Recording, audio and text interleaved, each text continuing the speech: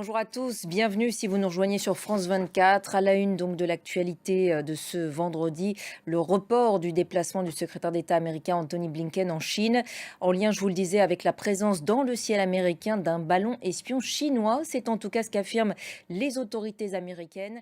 Mesure donc forte, annoncée tout à l'heure en lien avec cet incident, le report de la visite d'Anthony Blinken, une visite qui était destinée à apaiser les tensions et c'est visiblement l'inverse qui est en train de se produire. Oui, effectivement, même si le voyage est reporté, mais Merci beaucoup Mathieu pour toutes vos précisions depuis Washington. Fin du sommet UE-Ukraine à Kiev, au cœur des discussions du jour, la candidature de l'Ukraine à l'Union européenne. Volodymyr Zelensky veut aller vite, mais le chemin sera long. Les responsables européens restent toutefois encourageants. On va écouter tour à tour la présidente de la Commission européenne.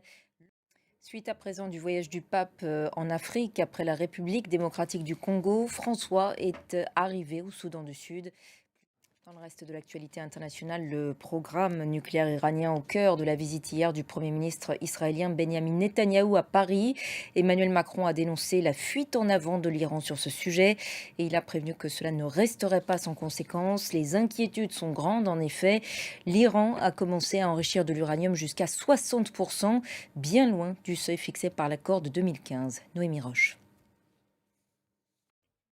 Au Brésil, maintenant, le président Lula da Silva se dit certain que Jair Bolsonaro est le cerveau derrière l'attaque contre des lieux de pouvoir le 8 janvier dernier. L'intention, selon lui, était bel et bien de réaliser un coup d'État. Pendant ce temps, l'enquête se poursuit.